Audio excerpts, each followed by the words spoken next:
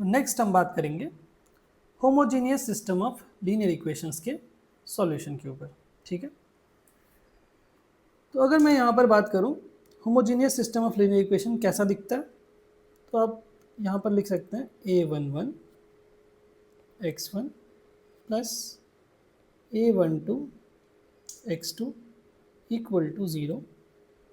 दूसरी इक्वेशन में लिख देता हूँ a21 x1 plus a22 x2 equal to 0।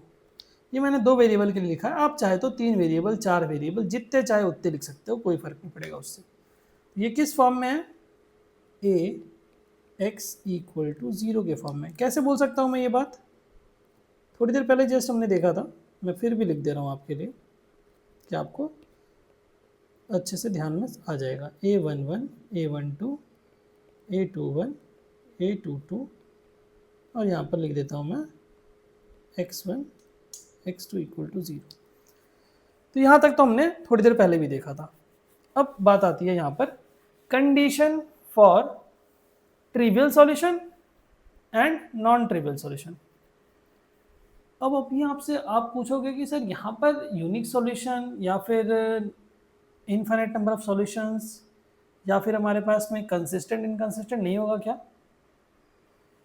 तो मेरा आंसर होगा उस चीज़ के लिए कि अगर हमारे पास में कभी homogeneous system of equations given है ax equal to 0, it will always have a solution, always has a solution। No solution वाली तो यहाँ पे बात ही नहीं आएगी। ठीक है, तो यहाँ पर दो कंडीशन होंगी, मैं दोनों कंडीशन को लिख रहा हूँ आपके लिए। ठीक है, तो मैं इसको थोड़ा सा यहाँ पर अरेंज कर देता हूँ जिससे कि स्पेस क्रिएट हो जाए। ठीक है, फर्स्ट कंडीशन क्या है हमारे पास में? फर्स्ट केस है हमारे पास में यूनिक और ट्रिवियल सॉल्यूशन। यूनिक और आप बोल सकते हो ट्रिवियल सॉल्यूशन। कई कई बार क्वेश्चन में ट्रिवियल सॉल्यूशन भी लिखा होता है, तो आपको उससे डरना नहीं। कंडीशन क्या होगा? Rank of augmented matrix should be equal to, क्या होगा यहाँ पर हमारे पास में? Number of variables. n क्या है? Number of variables, number of variables. Correct. Now दूसरा कंडीशन क्या है हमारे पास में? दूसरा कंडीशन ये है हमारे पास में कि इनफाइनाइट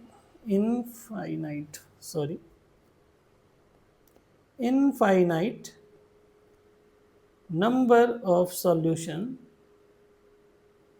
या फिर नॉन ट्रिवियल सॉल्यूशन भी बोल सकते हो आप, नॉन ट्रिवियल सॉल्यूशंस कब मिलेगा हमको? जब हमारे पास में rank of augmented matrix number of variable से कम होगा। ठीक है, एक बहुत मज़े की बात बताता हूँ। मैंने आपको रैंक वाला जो तरीका था वो मैंने दो तरीके से बताया था। एक बताया था नॉन सिंगुलर करके डिटर्मिनेंट मेथड से, और एक बताया था मैंने एक्लियन फॉर्म के थ्रू हम रैंक निकाल सकते हैं। करेक्ट, ध्यान होगा आपको। तो वहां पर मैंने ये बोला था कि जब हमारे पास में डिटर्मिनेंट किसी भी स्क्वायर मैट्रिक्स का नॉन जीरो होता है तो हम डायरेक्ट लिख देते हैं कि उसका रैंक वही स्क्वायर मैट्रिक्स का हाईएस्ट ऑर्डर का जो होगा जिसका हमने डिटर्मिनेंट निकाला था वही उसका रैंक हो जाएगा। अगर उसका डिटर्मिनेंट 0 आता है तो उसका रैंक उस हाईएस्ट ऑर्डर से कम होगा, बताया था मैंने। तो क्या ये वही रिफ्लेक्ट कर रहा है? रैंक नंबर ऑफ वेरिएबल से कम होगा, रैंक ऑर्डर से कम होगा, दैट मीन्स डिटर्मिनेंट इस केस के लिए 0 होगा। बहुत इंपॉर्टेंट है, बहुत बार क्वेश्चन में आ चुका है, इसलिए मैंने यहाँ पर आपको बताया। ठीक है, आप चाहे तो इसको नोट कर लो, याद कर लो, आप कुछ भी कर सकते हो, ठीक है। तो जब भी आपके पास में होमोजीनियस सिस्टम ऑफ इक्वेशंस दिया रहेगा और आपको अगर नॉन ट्रिवियल सॉल्यूशंस अगर आपको निकालना है ना, तो आप डिटर्मिनेंट को ज़ीरो कर दो बस। ये कंडीशन नहीं भी लगाओगे तो भी चलेगा, ठीक है। तो ये रही बात हमारे पास में homogeneous system of linear equations के ऊपर। इसके ऊपर क्वेश्चंस देख लेते हैं जिससे कि आपको कॉन्फिडेंस आ जाएगा, करेक्ट। चलिए स्टार्ट करते हैं क्वेश्चंस को। चलिए जो क्वेश्चन हमारे पास में है, ये क्वेश्चन हमने एरोस्पेस इंजीनियरिंग के गेट 2023 के ईयर में पूछा गया था पेपर में, ठीक है। एरोस्पेस इंजीनियरिंग के पेपर में 2 नंबर के लिए ये सवाल पूछा गया था गेट 2023 में, ठीक है। सबसे पहला काम क्या करते हैं हम लोग, पहले चेक करते हैं कि क्या ये होमोजीनियस सिस्टम इक्वेशन दिया गया या फिर non homogeneous system of equation given है। तो आप सीधा डायरेक्ट यहाँ पे देख के बोलोगे कि ये जीरोस है तीनों, दैट मीन्स ये होमोजीनियस सिस्टम ऑफ इक्वेशंस हमारे पास में गिवन है, करेक्ट। अभी homogeneous system of equations given है और हमको क्या गिवन है यहाँ पर, नॉन ट्रिवियल सॉल्यूशन। ये तो बहुत अच्छी बात है, नॉन ट्रिवियल सॉल्यूशन अगर हमारे पास में गिवन है homogeneous system of linear equations में, तो मैंने जस्ट अभी थोड़ी देर पहले आपको बताया था कि डिटर्मिनेंट क्या हो जाता है उस केस में, ज़ीरो हो जाता है। किसका determinant, determinant of augmented matrix का, करेक्ट। मैं यहाँ पर लिख देता हूँ, नहीं तो फिर आपको कन्फ्यूजन हो सकता है, तो यहाँ पर मैं ऊपर में भी लिख देता हूँ determinant of augmented matrix, determinant of augmented matrix, correct. चलिए बात समझ में आ गई होगी अभी आपको। क्या करना है, डिटर्मिनेंट ऑफ ऑगमेंटेड मैट्रिक्स आपको ज़ीरो करना है, ऑगमेंटेड मैट्रिक्स ज़ीरो करना है, ठीक है। तो अभी हमारे पास में आप बोलोगे सर यहाँ पर ऑगमेंटेड मैट्रिक्स कैसे निकालेंगे, कुछ नहीं करना है। यहाँ पर हमारे पास में एक ही मैट्रिक्स बनेगा, क्योंकि ये जीरो तो आप नहीं लोगे, सिर्फ इनके कोएफिशिएंट्स वाले जो मैट्रिक्स बनेंगे उसी को आप ऑगमेंटेड मैट्रिक्स यहाँ पर बोलोगे, ठीक है। तो यहाँ पर हमारे पास में या तो फिर आप ऐसा भी बोल सकते हो, ए को ही आप कोएफिशिएंट मैट्रिक्स बोल दो, ऑगमेंटेड मैट्रिक्स की जगह पे आप कोएफिशिएंट मैट्रिक्स लिख दो, क्योंकि ये मैट्रिक्स तो हमारे पास में कोएफिशिएंट्स को लेके बना हुआ है ना। कोएफिशिएंट मैट्रिक्स लिख देता हूँ मैं, ज़्यादा सूटेबल टर्म है कोएफिशिएंट मैट्रिक्स, ठीक है। क्यों ऐसा मैंने किया है, क्योंकि यहाँ पर ऑगमेंटेड मैट्रिक्स बनेगा ही नहीं, यहाँ पर सिर्फ कोएफिशिएंट मैट्रिक्स बन सकता है ना, क्योंकि यहाँ पर सिर्फ कोएफिशिएंट्स अवेलेबल है, ठीक है। दैट्स वाई यहाँ पर कोएफिशिएंट मैट्रिक्स बनेगा। तो डिटर्मिनेंट ऑफ कोएफिशिएंट मैट्रिक्स हम लोग निकालेंगे। तो पहले मैट्रिक्स तो बना दें, 1 -2 alpha, 2 1 -4 and then what we have 1 -1 and then 1, right. इसका डिटर्मिनेंट लिख देते हैं। इसका डिटर्मिनेंट कैसे लिखेंगे, मान लेता हूँ ये मैट्रिक्स ए है, इसका डिटर्मिनेंट अगर मुझे निकालना है तो क्या होगा हमारे पास में 1 × 1 - 4 + 2 हो जाएगा, क्या आ जाएगा हमारे पास में 2 + 4 + alpha times of -2 - 1 equal to किसके साथ में, जीरो के साथ में इक्वेट करना था, क्योंकि मैंने अभी जस्ट लिखा था determinant of coefficient matrix should B zero, ठीक है। तो अब इसको सॉल्व कर देंगे बस। आगे बताइए मुझे क्या आ रहा है, यहाँ पर -3 आ जाएगा, 4 2 6, 6 दूनी 12 प्लस यहाँ पर क्या आ जाएगा, माइनस आ जाएगा ना, माइनस से लिख देता हूँ, -3 अल्फा इक्वल टू 0। तो हमको यहाँ पे फाइनली निकालना क्या था, निकालना था हमको अल्फ़ा की वैल्यू। तो अभी आपके पास में इक्वेशन गिवन है अल्फ़ा के टर्म्स में, अभी आप इसको सॉल्व कर दो। तो आप बोलोगे कि सर यहाँ पर 3 अल्फ़ा और यहाँ पर आ जाएगा 9 3 12, इसको उधर रख दिया तो 12 में से 3 जाएगा तो 9 बचेगा। That means alpha equal to 3 हो जाएगा आंसर। करेक्ट। एकदम सिंपल सा क्वेश्चन था होमोजीनियस सिस्टम ऑफ इक्वेशंस के ऊपर। अभी आपके एकदम दिल में एक आवाज़ आई होगी, यार ये तो बहुत आसान है। सच में बहुत आसान है। अगर आपको रैंक आता है निकालना तो फिर जो होमोजीनियस सिस्टम ऑफ इक्वेशंस है and non homogeneous system of equations भी आसान है, provided that you know how to calculate rank of a matrix. बस ठीक है, फंडा क्लियर है यहां तक? अग्री कर रहे हैं आप लोग? बस एक और क्वेश्चन देखते हैं जिससे कि आपका कॉन्फिडेंस और बूस्टअप हो जाए। ठीक है, चलो तो एक और क्वेश्चन ले लेता हूं मैं आपके लिए। एक और क्वेश्चन कौन सा था, ये वाला था क्या एक बार? हाँ ठीक है, ये होमोजीनियस वाला ही है। चलो करेक्ट, होमोजीनियस वाला ही सिस्टम हमारे पास में यहाँ पर है। ये वाला क्वेश्चन कहाँ पूछा गया था? Just a second. गेट 2016 में पूछा गया था क्या? 2022 में पूछा गया था, सॉरी माय मिस्टेक। गेट 2022 के टेक्सटाइल एंड फाइबर साइंस के पेपर में पूछा गया था, 1 नंबर के लिए। ठीक है, चलो बहुत बढ़िया, कोई बात नहीं। एक एक नंबर जोड़कर ही तो 30 नंबर 40 नंबर होता है।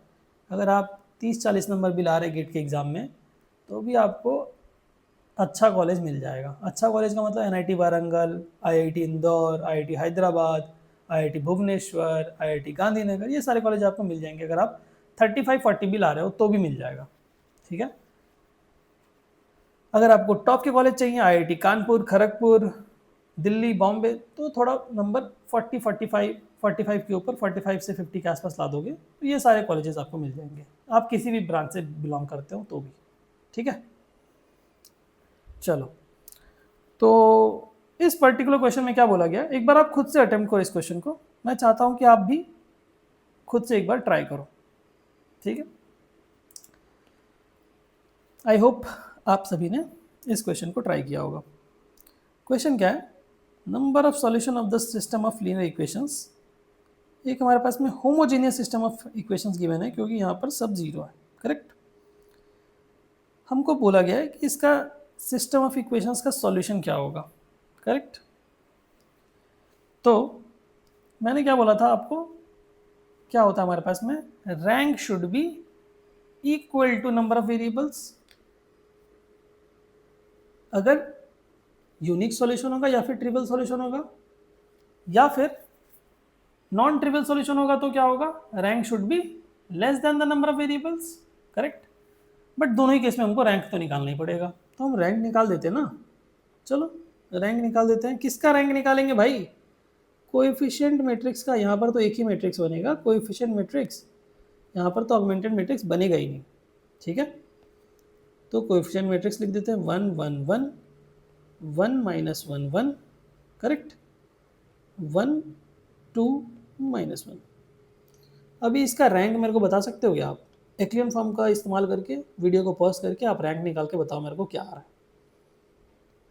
प्लीज़ आप खुद से करो, ऑनेस्टी के साथ करो। ठीक है, चलिए, आई होप आप सभी ने खुद से अटेम्प्ट किया होगा और ईमानदारी से रैंक निकाला होगा। ठीक है, तो रैंक निकालने के लिए क्या करते हैं, एक्लियन फॉर्म का यूज़ करते हैं। फर्स्ट रो का फर्स्ट एलिमेंट 1 ऑलरेडी है तो इसमें कोई छेड़छाड़ नहीं करेंगे। इसके नीचे वाले एलिमेंट्स को 0 बना देंगे। कैसे? Row 2 goes to row 2 minus row 1।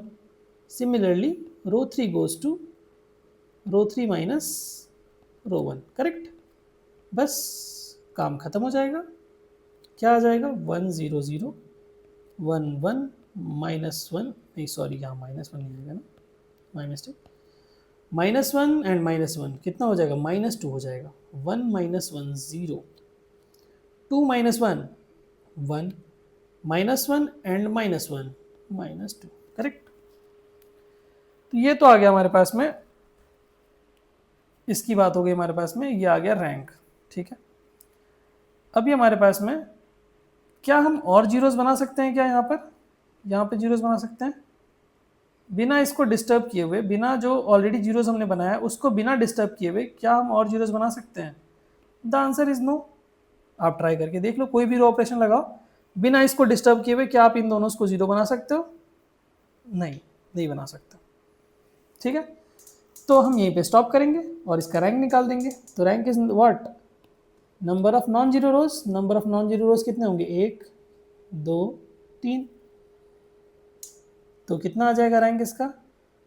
Rank of coefficient matrix या फिर आप ऑगमेंटेड मैट्रिक्स, यहाँ तो दोनों ही सेम होगा। Rank of coefficient matrix is what? 3, and that is equal to the number of variables which is what? 3 x y z। Number of variables कितने हैं? 3। तो मतलब क्या हो गया? रैंक ऑफ कोएफिशिएंट मैट्रिक्स या फिर ऑगमेंटेड मैट्रिक्स, जो भी आप बोल दो, यहाँ तो दोनों ही सेम है। Coefficient matrix is equal to number of variables. Number of variables that is 3। Number of variables भी 3 है। तो कौन सा कंडीशन होगा? यूनिक सॉल्यूशन या फिर आप बोल दो ट्रिवियल सॉल्यूशन। तो क्वेश्चन में क्या गिवन है? यूनिक सॉल्यूशन गिवन है। क्या यूनिक का मतलब क्या होता है? एक सॉल्यूशन, मतलब यूनिक है इसका solution. Option A is the correct answer. ठीक है, आई होप ये जो सेशन था वो आपको एकदम अच्छे से क्लियर हुआ होगा। आपका हर एक छोटा सा छोटा डाउट आपके मन में जो आ रहा होगा वो भी एकदम क्रिस्टल क्लियर खत्म हो गया होगा। ठीक है, तो इस सेशन को हम लोग यहीं पे कंप्लीट करेंगे।